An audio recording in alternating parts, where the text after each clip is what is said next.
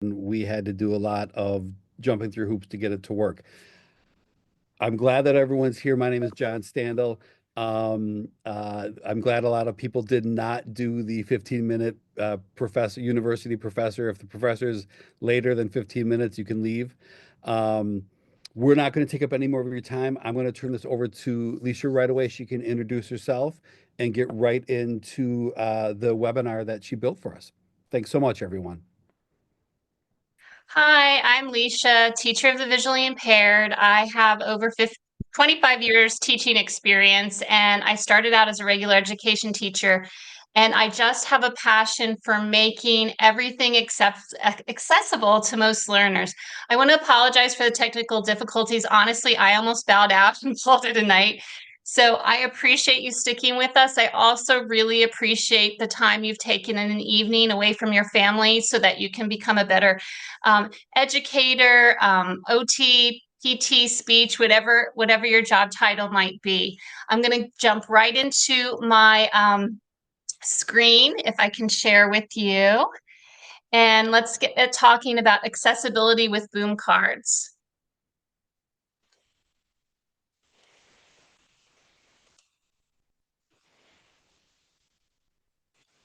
All right. And while I'm doing this, if you have any questions, please put it in the comment box and we'll answer them as we go. So we're creating accessible boom cards. And if you ever need to get in contact with me, you just want to problem solve a little bit, the best way to reach me is through Paths to Literacy, which is through Perkins and Texas School for the Blind. And that is my email through them. I'm also an itinerant teacher, and I go into 5 districts and have 50 students, and I'm problem solving with teachers in classroom all day. You can also follow me on Instagram, and that is TVI and CVI Teacher. And I try to post at least once a week with some creative ideas. And again, content manager for Paths to Literacy if you would like to gain more knowledge on how to make learning and literacy more accessible to all of your, or most of your learners. So the objective here is to feel more confident in creating accessible boom cards so that you could reach more learners.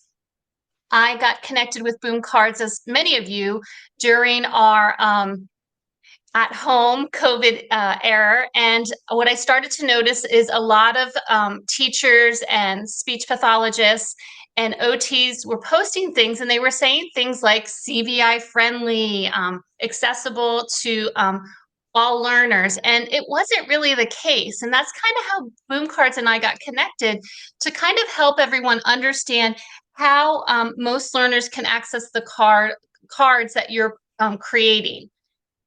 So the first thing we want to talk about is alt text, and you'll hear me say that a few times, alt text or alternative text. And that's important for making the images on your boom cards accessible to people with visual disabilities, which includes brain-based impairments. Now, you're thinking, well, visual disabilities, that's a really low incidence. I don't come across many students with low vision or who are blind. But let me stop you right there. 1 in 20 students have been identified as having a brain-based impairment, which means a learning disability. So if a student has dyslexia, has eye muscle imbalances, and they're often losing their place while reading, these are what we're talking about. We're reaching kids that aren't always identified. And if you're putting a whole lot of stuff on your boom cards, they might have trouble accessing the content. So alternative text helps with images. Screen readers are used for alt text, and this you might hear JAWS or Microsoft Narrator. Students who are blind or have low vision often use screen readers, but guess what? Students who have a shortened battery for reading, who might read a paragraph or two and peter out, they can also use screen readers, and that's often something that someone could use if they like to listen to content as opposed to look at the content. Hey, So Lisa, really yes, quick, are you sharing a PowerPoint or anything? yeah, you can't see it. I'm not seeing anything right now. This is just awesome. Great. Let me try. It was just words, so thank you for stopping me. Okay, share screen. Let's see what Entire pulls up screen. now. Oh, it's working. Okay, now we got it. All right.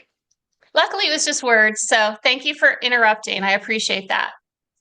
Well, I'm Um, sorry, but it's been great so far. So well, now you don't have to continue, look at my please. face.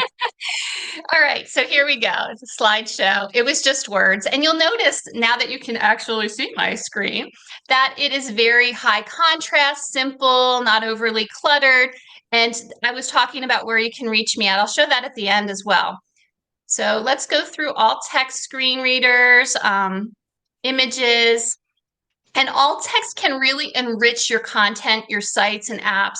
And it's available more and more as far as, you can use your phone and read something and listen to it, or click on a picture and a screen will pop up and it'll have the words on it to describe the picture. It also often scales better than graphic text, and it's useful for users with low vision who need to enlarge their screen. A lot of times when you zoom in on something, you're missing the peripheral, or you have to scroll down a little bit, and that often gets very complicated.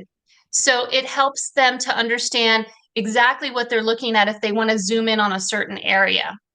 And some users with cognitive impairments find text easier to interpret than images. Sometimes it just looks like a hodgepodge. Now, I've had students that can see very small print, and then you walk into the room and they can't really recognize your face until you move a little closer to them or you start talking. A lot of autistic students are like this. A lot of autistic students are going to have trouble with very complicated boom cards as well.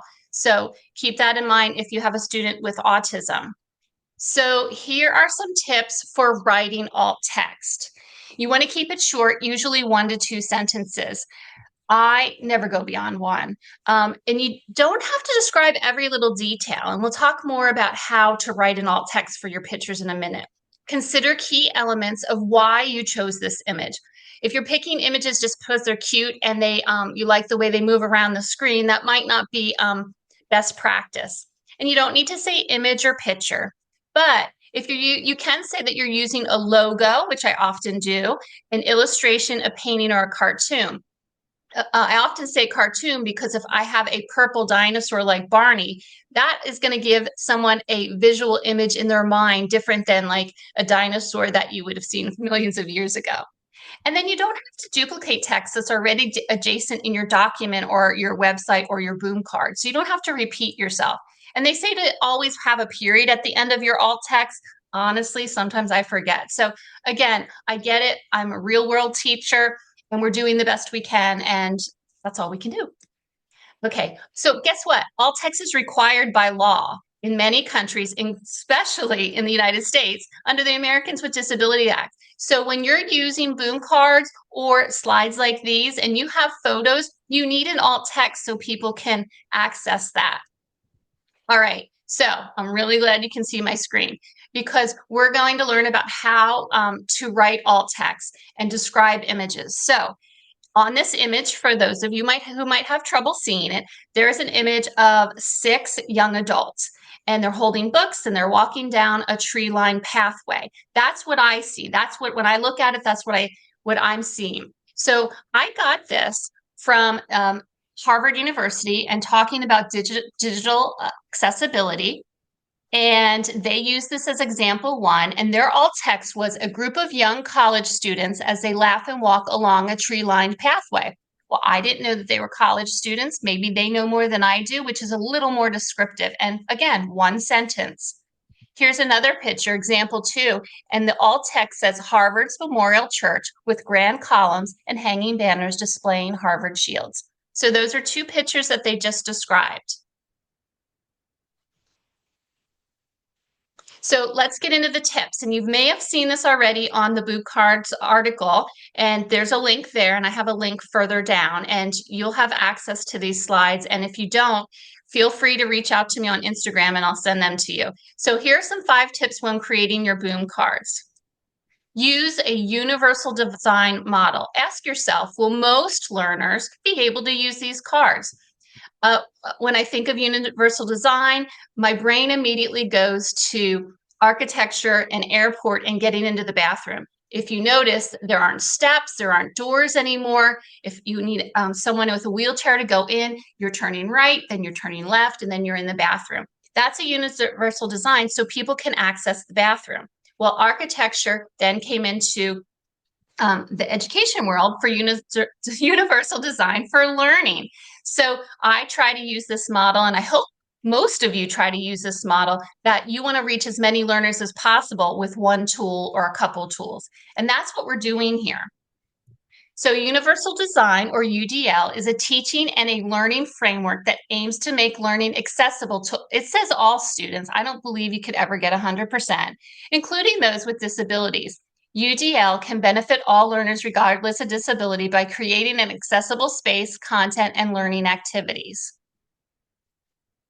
So here's some more tips. We're going to reduce clutter and unnecessary pictures and objects on your slides using real life pictures when possible.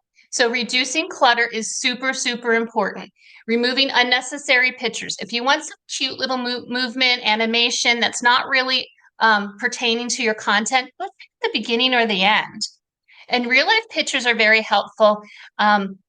Because when you're working with students with disabilities, you always want to start first with objects, real objects. Then you can move to real life pictures once they understand what the objects are. Move to real life pictures, and then you can move to those more cartoony pictures. You know, the picture of the smiling apple as opposed to a picture of a real apple. Use solid colors that contrast each other and avoid designs on your borders and backgrounds. Super important. Listen, I was an elementary school teacher. I love cutesy stuff, but we have to keep in mind best practice. So I'm guilty of this. Here's some borders that you would put on a bulletin board, and they are chocked full of lots of visual stimuli. Really cute, not judging anyone. I've used these in the past, but we have to ask ourselves, would they be looking at the border or would they be looking at the content I want them to see on my boom card? Another thing is you want to be consistent in your slides by using the same format, the location of content, especially when you're answering. You don't want to move those answer boards all around, and wording using alt text for simple explanations of relevant visual content. So keep that in mind. This is a big one. Novelty, something new, can affect the ability to learn from the activity, especially students with disabilities.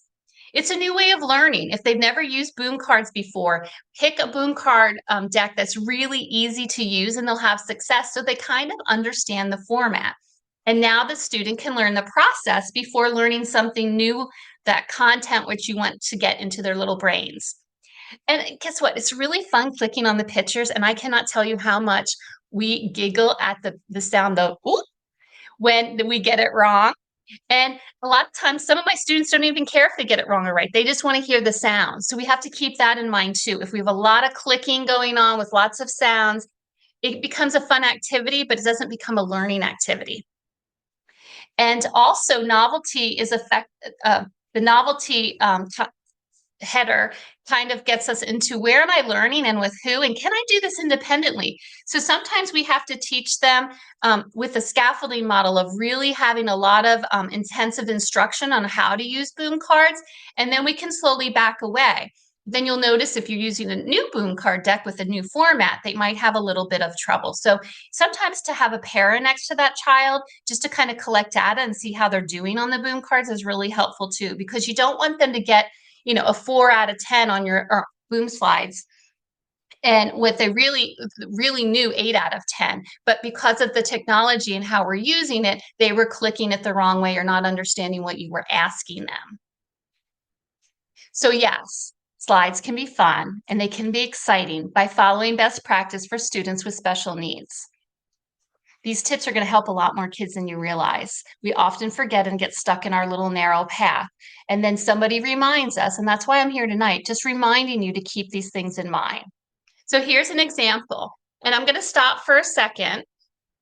And are we okay with how I'm talking? Are there any comments that I need to slow down or someone is not understanding? We're good? Could you minimize the little Oh, oh my. You clicked stop sharing, but Yeah, I did. I just wanted to see, let you see me while you it talked. worked. Go ahead. Go Oh, ahead. they were noticing the little bar that said stop sharing is visible, Oh, kind okay. of like blocking part of your slide. Yeah. Yeah. I Okay. noticed that was mentioned. Okay. That's it. That's right here. Yeah. Got it. Okay. Thank you. All right, so here's an example. This is something I did for a child with a cognitive disability, and they also had apraxia, which means they can understand what you're saying, but they can't speak their answers. So they could talk a little bit, but not like a typical peer. So here's an example of a boom slide deck that I prepared for them. And it says today is, and then their choices is dog or rainy. They knew the sight word dog, and then rainy was obviously what I wanted them to pick. Now, I wanted to show you this right here. This is a really nice tool to use, and it's called Word Bubbling by Dr. Roman Lancy. If you go in your web browser and just type in Word Bubbling, even if you don't remember Dr. Roman, it might pop up. But that is a way to kind of bubble your word to make it stand out a little more. And I want you to be very careful though. Don't start word bubbling everything. Most students do not need this. But if you want to highlight a word, it's a good tool to use. If a student is learning double digits for the first time, sometimes I'll use this so they're grouping the numbers together. Instead of seeing a 1 and a 2, they start to see a 12. So you might want to play around with it. So I used word bubbling. And then down here are my answers. This person knew the word dog. Rainy would have been a new word, so I wanted her to problem solve a little bit. So that was one example. And this is another one I did. And it says she is, and then there's a blank, and they have to pick happy or mad. I picked a picture that is not copyrighted off the internet for a little girl on a swing, and she's smiling. So ideally, if I was making this for an individual child, I would want to use pictures of them with permission, but I made it very general. So that is very high contrast, very simple, and it's getting the job done. Here's another one I created, and someone reached out to me a few months ago, and this is why I wanted to show it to you about not giving answers away when you're using alt text. So how can I use alt text and not give the answers away? So I have 3 red circles, obviously, 1, 2, 3. I don't want in my alt text to say 3 red circles because that's the answer. So what I would do is maybe say 1 plus 1, 1 plus 1. So then they can do that. Now, listen, we just said we're not going to reach all learners. So if I have a blind child, this is not appropriate for them. They can play along with a friend if they want, but they need manipulatives. So I would have manipulatives for that child to touch so that they can count them. So do the best you can. You're using your best judgment. It's not going to fit everyone. So I get it. You're doing the best you can with what you have. A blind child should not be using this. Okay, making your self-made boom cards accessible. This is an article that is linked to boom cards, and you can read more about how to create them as you're doing it yourself. All right, so we're avoiding unnecessary clutter with the dancing cat and the confetti, and then there's a smile, and it's just too much. And honestly, I've seen way worse. If you look at the bottom, it says low contrast, not consistent, and no focus on content. That's what we want to keep in mind. We don't want low contrast. We want high contrast, not overly saturated. It doesn't have to be fluorescent, but something that's a nice contrast so students can see it easy. All right, let's try out alt text. What would you write? So we're looking at 2 pictures here. And what would you have to do if you were creating a boom card deck? How would you make this into an alt text? I'm going to show you how I did it. I came up here to alt text, and then on the first picture is a red apple with a black happy face drawn on it. And then this guy is a cartoon orange with arms and legs and a green leaf on top. I've got these off the web. And they already had the description in it. So I didn't really have to do anything for it, just make sure it was there. So that was nice. All right. Again, no judgment here. We do the best we can with what we know. I found this and I had a couple little problems with it that I don't think it would be best practice for all of my students. One would be the cursive writing. Now, I use like fancy writing on Instagram, and yes, adults have vision issues too, or visual processing issues, but this isn't the best font for students. Also, here we have cartoon pictures.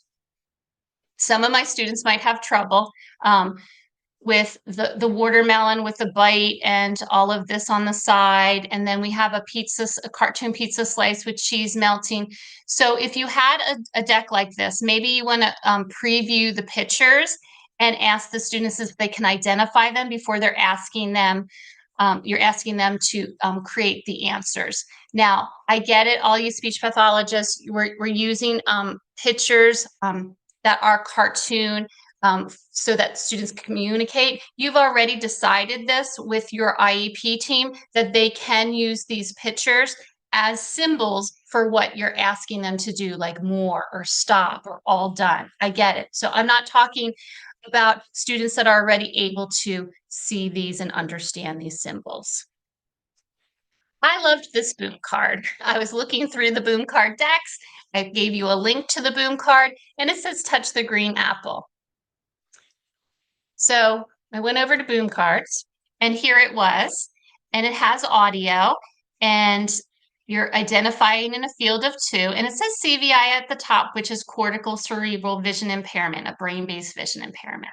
So I thought that was really cool. So I wanted to show you some great examples.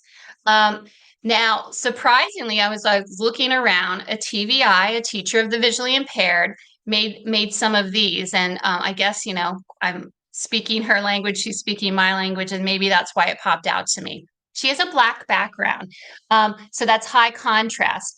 I often use maybe a dark blue, a dark green. I don't always use black because it's very reflective on technology. So just keep that in mind. If there's a glare, their student might have some issues with that too. What I loved about this, it's simple, high contrast, great font, and also they used real pictures.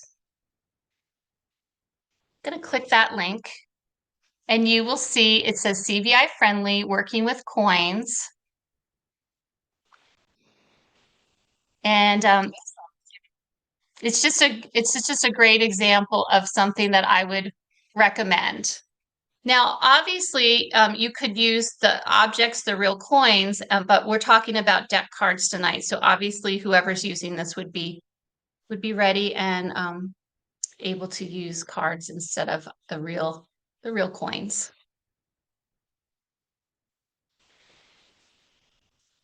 All right, so this is the point where we're going to answer some questions, talk about some concerns, give some ideas. You are a wealth of information out there. So if you have something that's worked really well for you, if I missed something, if you want to ask me a question, now is the time. And I'm going to stop sharing so we can kind of see each other. So yeah, put that in the comments box and someone will read it to me.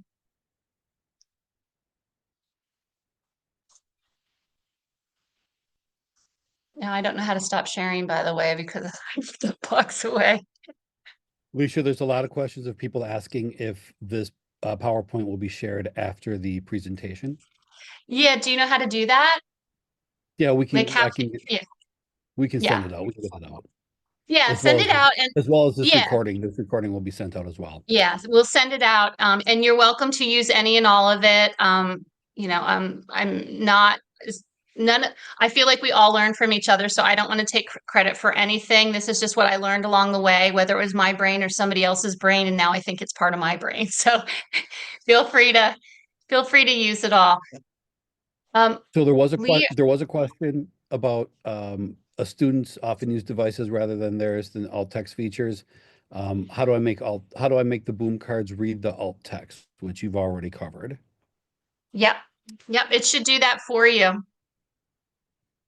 And Just then go under Trish asked, accessibilities. Go ahead, Trish. and then Yep.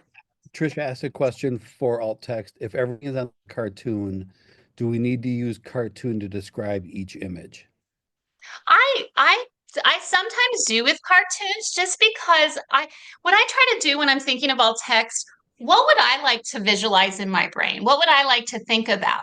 So I often say cartoon just to kind of give that person the image of what we're talking about. Real world versus cartoon, which is a little more fun and animated. And Elizabeth asked, can we use this in our classroom? But I'm not quite sure if there's more depth to that question or not, or if there's something Yeah, else. yeah.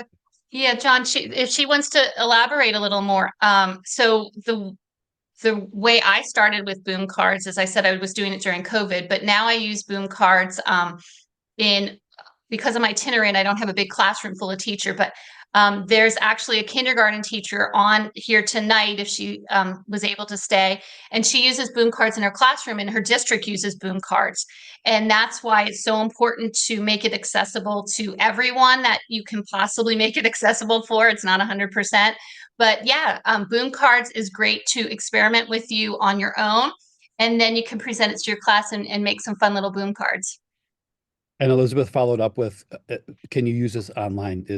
Could you work with boom decks with kids with visual impairments online as well? Oh yeah, definitely. I did during COVID. And if you need to problem solve with me a little bit about how to do that, you would just share your screen, and they could have their own account, and or you could use your teacher account and show it with them and do it together. So there's a couple different ways you could go about it.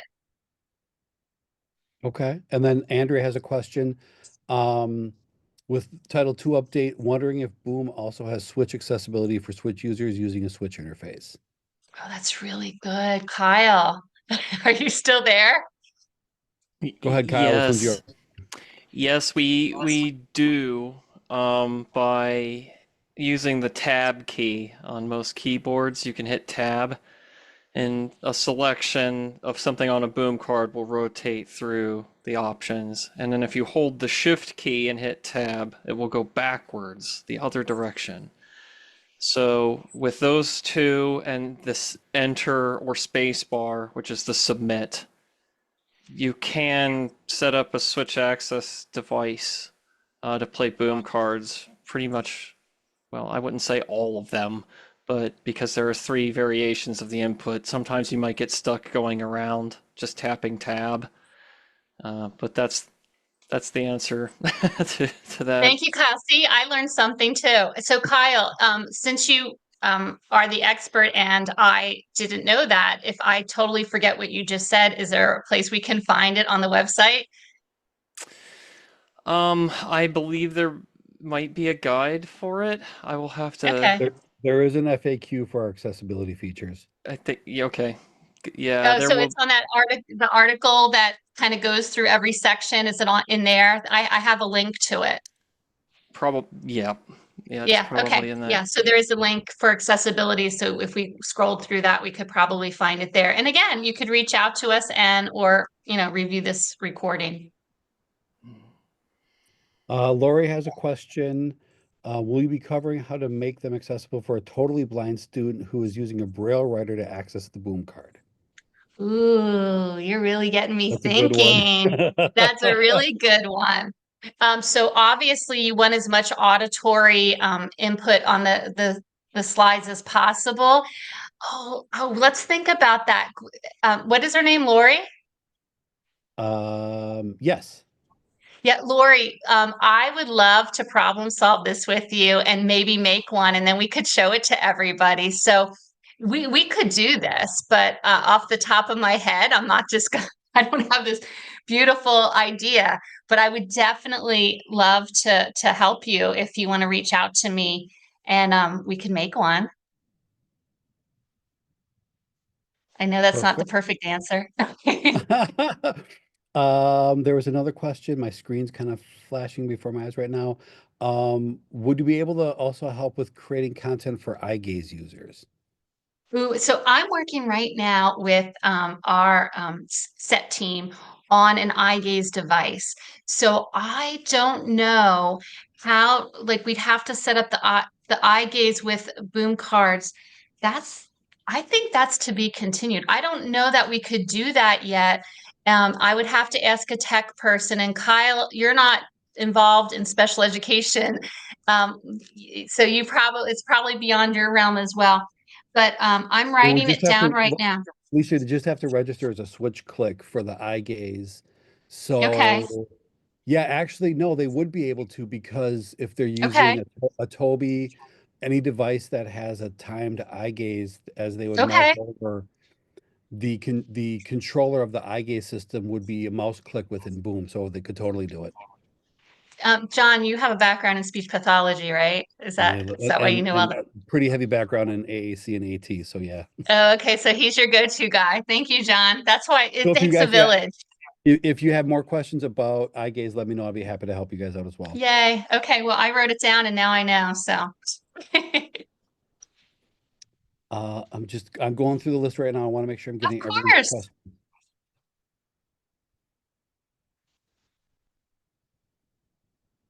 Okay. I'm not getting any new questions in. I'm going Okay. backwards in time now to see if there's anything else. Yeah. I don't Yeah. see any more questions. All right. Well, I am so thankful to be able to share this time with you. I hope you got one little nugget. There's such a wealth of information and also new teachers to veteran teachers to OTs. Like we have so much to give. So if you got one little nugget out of, I think it was worth your time. And I did. I got a couple little nuggets from other people. So thank you. Real fast, we see somebody named Lori Hirsch has raised their hand. Um, Okay.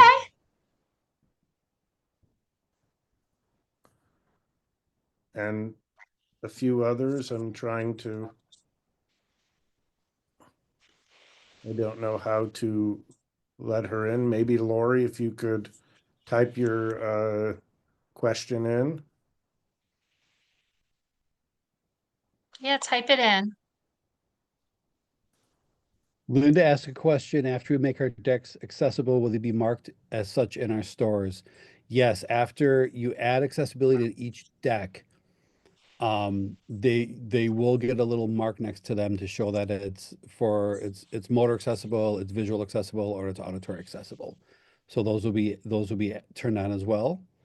Um, Um, I'm also looking at some of the questions. Someone asked about color blindness. Great question.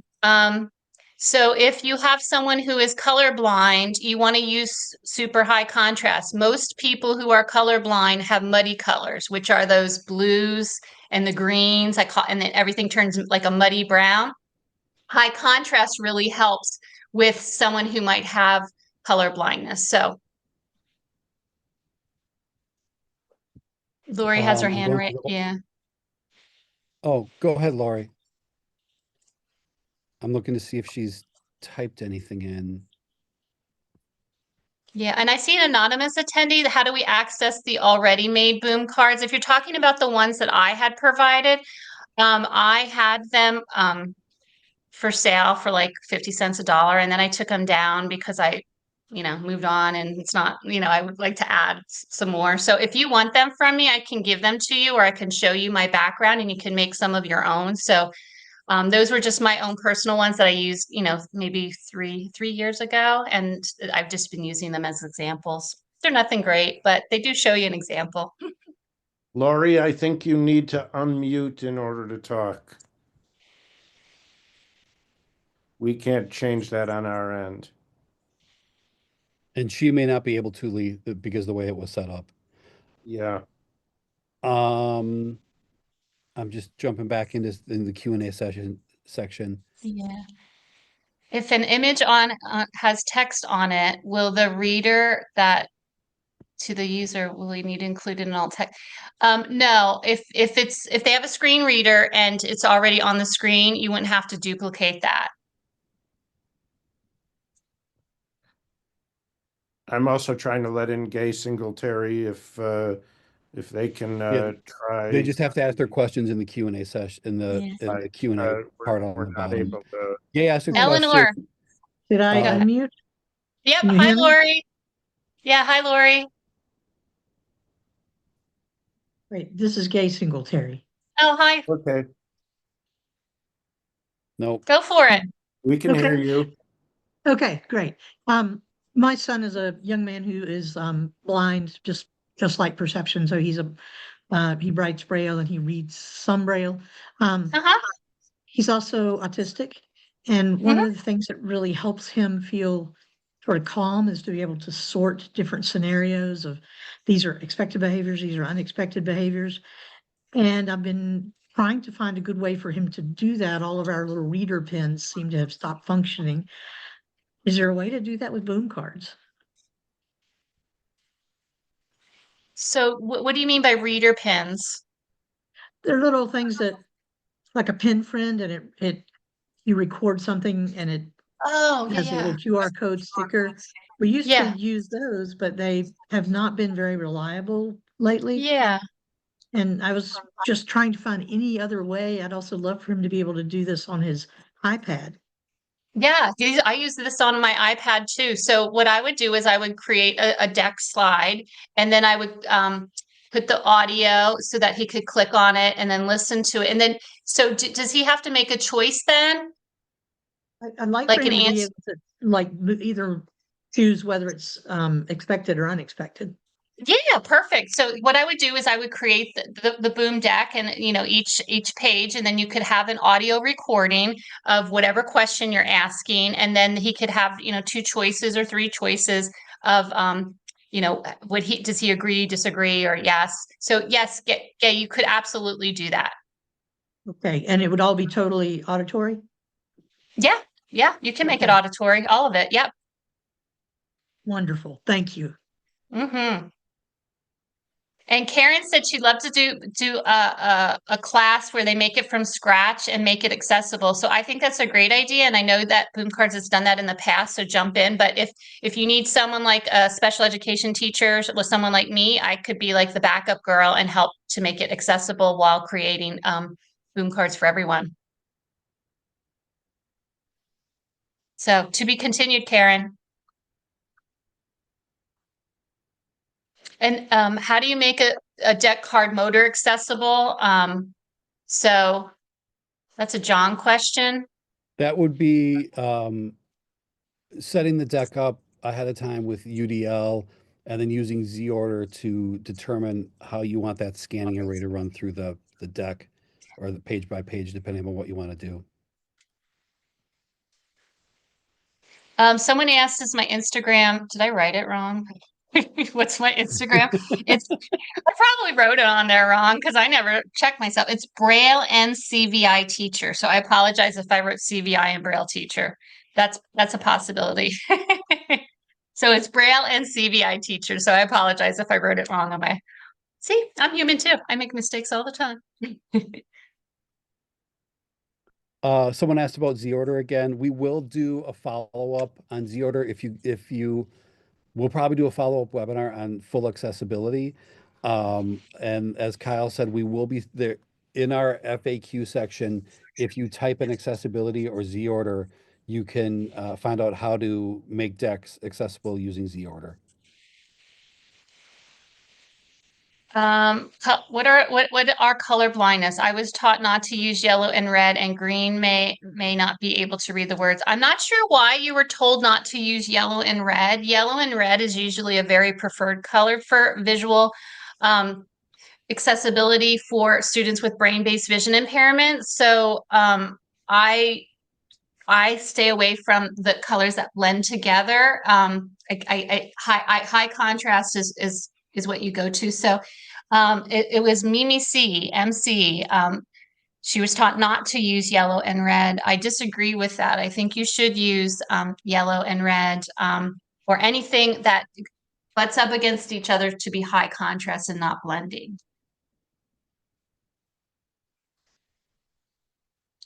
John, after we make our decks accessible, will they be marked as such? Oh yeah, we already answered that, sorry.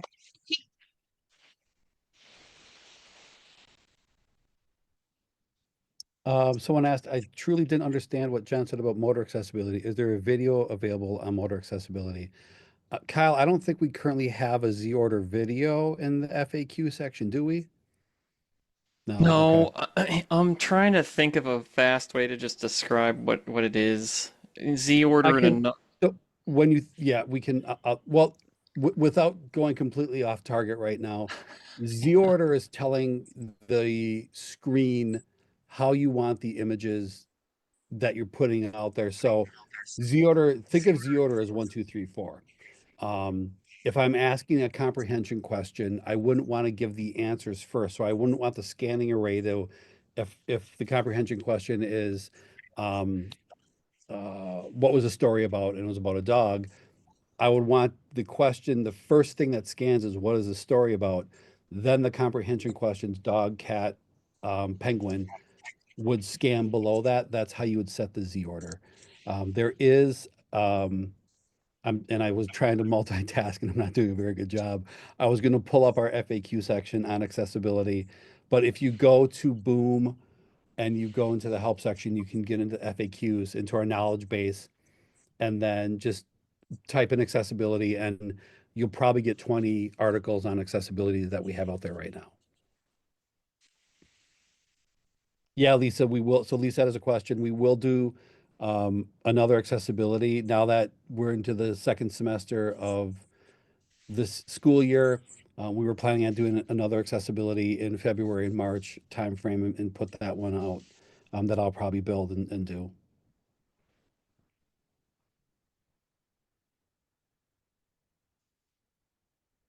Right, are Okay, we good? we have about 4 minutes left. Um, I'm waiting to see if any other questions pop in. If not, um, let's just send her Instagram out there. If you want to get in touch with her that way. If you want to get in touch with any of us, our emails are super hard. It's either John at Boom Learning or Kyle at Boom Learning or Genevieve at Boom Learning. Go ahead and feel free to email us.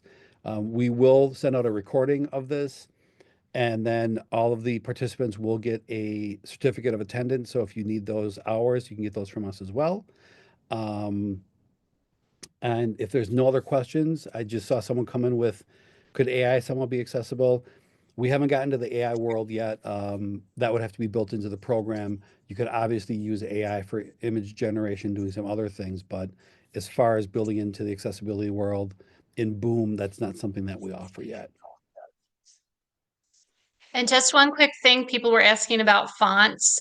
Kyle answered the question, but also if you want to research a little more about like the 3 or 4 go-to fonts for that are best research based, if you go to PASDA Literacy and just type in the search bar, an article will come up about various fonts. But ask your students too. But I make sure that I don't use like the fancy typewriter A's for primary grades until they get used to all the different kinds of fonts. You want to stick with one font that's you're really comfortable with, and most of your students seem to be able to access it without too much difficulty. And real quick, Trish asked a great question. Why can't the name of the picture when uploaded to Boom be automatically used for alt text?